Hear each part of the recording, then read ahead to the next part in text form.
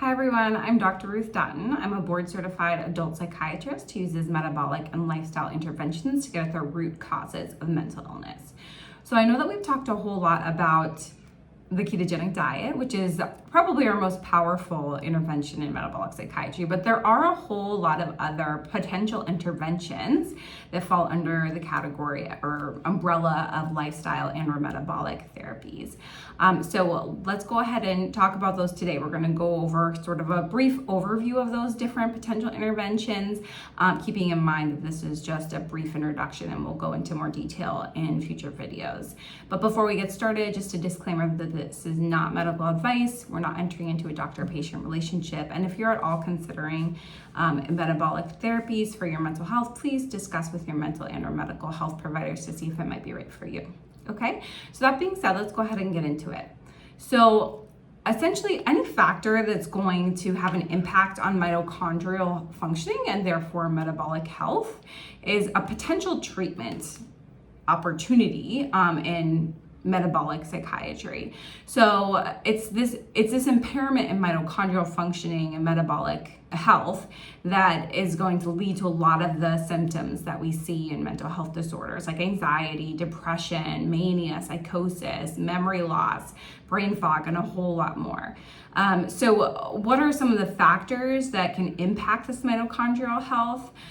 So absolutely, diet and nutrition is a significant one. We've talked about that a little bit, but other ones would include things like sleep, exercise or activity, stress management, general regulation of circadian rhythms, hormonal imbalances, elimination of toxins, social connection, and certainly any other medical condition that might be affecting your mitochondrial health and or metabolic functioning.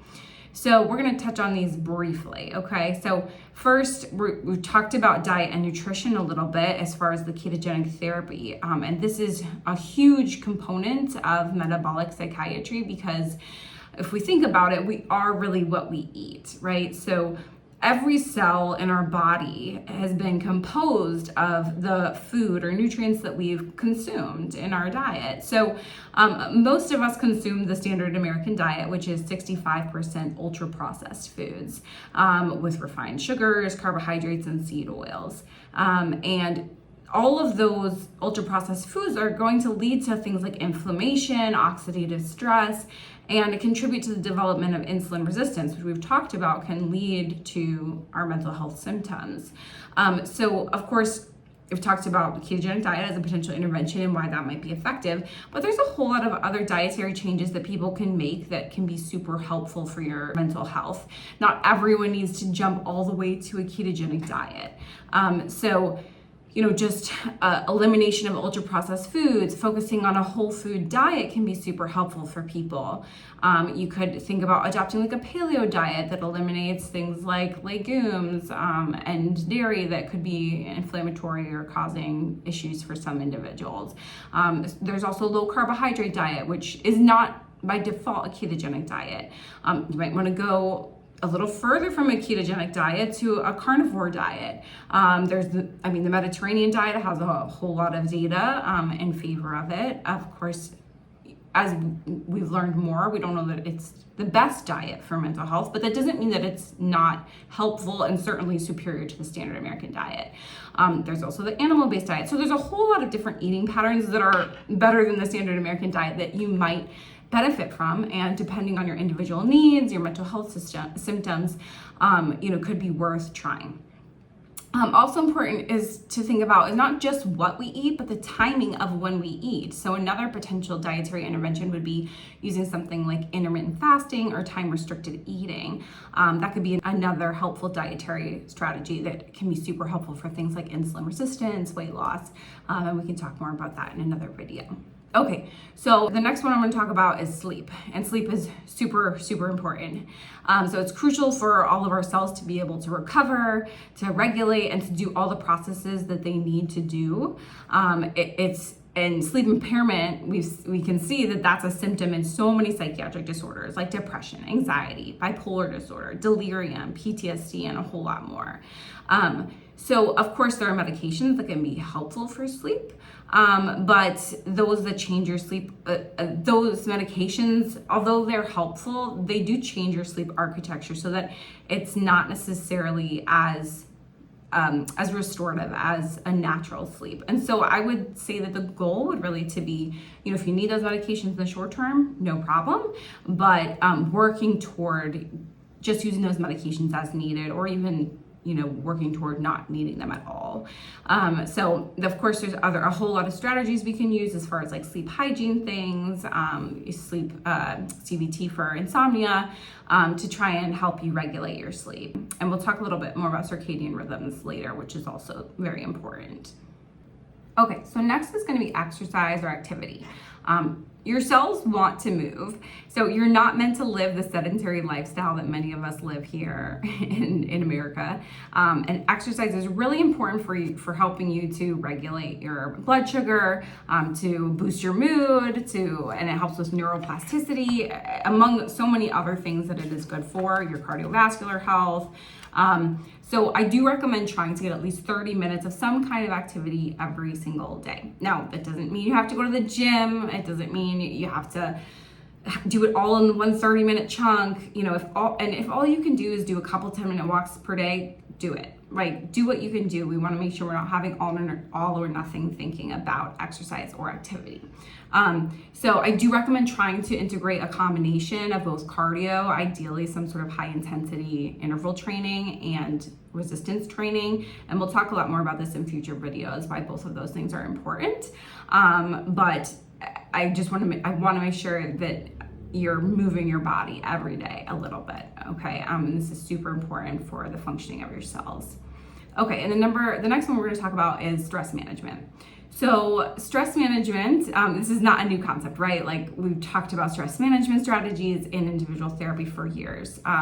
So why is this important for metabolic health? Well, high levels of stress are going to lead to high levels of your stress hormones, things like cortisol, norepinephrine, otherwise called noradrenaline or adrenaline. And these cause a lot of physiologic changes that in the short term, they're helpful for when you're under an acute stress. So they increase your blood pressure, your heart rate, your blood sugar, so that you can do what you need to do to get out of that potentially dangerous situation. But when your stress levels are chronically elevated, it's going to lead to chronic health conditions and worse metabolic health. So really kind of working on stress management is a key part of metabolic psychiatry interventions. Another one, circadian rhythm. So we talked about this, part of this, there's overlap with sleep, but it goes beyond just regulating your sleep, right? So we're meant to be up when it's daylight out, and we're meant to be sleeping and resting when it's dark out. And the way that our society functions it goes completely against those natural circadian rhythms, right? So we're looking at screens late into the evening, we're working late hours, we're eating overnight, and all of this totally disrupts our normal circadian rhythms. But our cells function best when we are aligned with those circadian rhythms.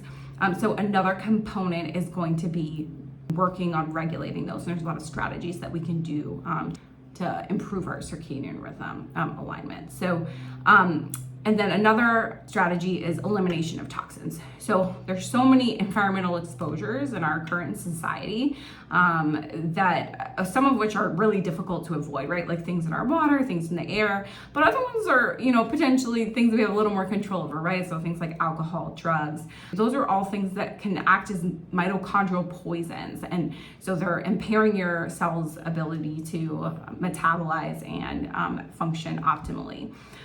So of course we have our liver, right? That's our detoxifying organ, and it's expected that you're going to encounter toxins, right? It's a normal part of existence, and the liver can filter those out to a certain extent, but there comes a point when you're getting so much exposure to toxins that it's more than the liver can handle, and at that point you start to get symptoms from that. So of course I recommend starting with eliminating the low-hanging fruit, so things like alcohol, drugs, cigarettes, and then, and lots of people have lots of benefit from eliminating those things. And then if still having symptoms and we're working on other things, then you might want to think about things that might be a little bit more obscure, like heavy metals, things like that. The next is going to be social connection. So we are social animals. We've evolved to survive in cohorts. And it's really important that we have that community and relationship with other people, so whether it's with your family of origin or with friends or your partner or your faith community, whatever it is. It's going to be crucial that you have those social connections and bonds in order to be successful in life. And so the part of this is going to be going back to sort of the stress levels, right? We now have this epidemic of loneliness, and we've seen that, with the advent of social media and kind of culminating with the pandemic, that there's this epidemic of loneliness, and it's leading to worsening stress, which leads to the chronic elevation of our stress hormones, which, as we talked about, all of these chronic health and inflammatory problems that we can have.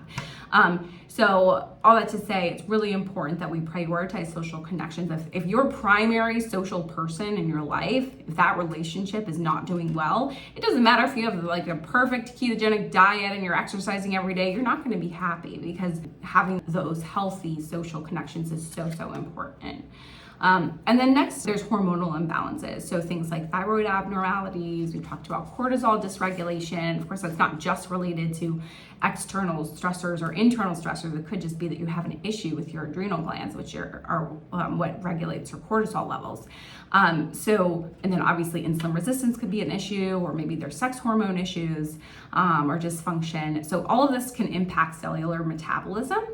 And so it's really important that if there's an issue here, some of these we're going to screen for, like in a psychiatric intake. Other ones, it might be more like symptom based if there's a reason to look for. But of course, if there is any hormonal abnormality identified, it's important that that gets addressed, because those things can impact your mitochondrial health, and of course your cell metabolism.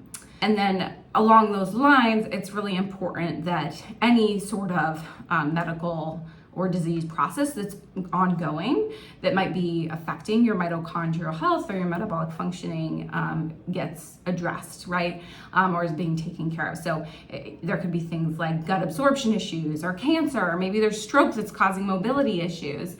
Of course, this is all going to impact your mitochondrial functioning, your metabolic health, and ultimately your mental health, right? So we see that people's mental health gets affected both when they have acute medical issues, like something happening all of a sudden, and when they have chronic medical issues, right? Like they have these chronic health problems that they can't get rid of. So in order to be able to optimize their metabolic functioning, we need to make sure that there's not some other medical or disease process that's getting in the way. Okay, so this is just sort of a starting point, and I think that this is a working list. It's really subject to change based on, of course, the individual, but also more information as we learn more information in this field. And I also have to mention that there are really important psychological factors. So when you think about things like, your spiritual health, your sense of meaning and purpose, those things we know are super important. I'm not exactly sure quite yet where they fit into the metabolic health spectrum, maybe along stress management lines, but of course we know that those things are crucial to having good mental health. Okay, so like I said, this video was really just to introduce these concepts, to scratch the surface. We'll dig more into them in future videos. So I hope that this was helpful to you. Please, if you have any comments or questions, put them below. Give me a like, subscribe if you want to hear more metabolic and lifestyle psychiatry content.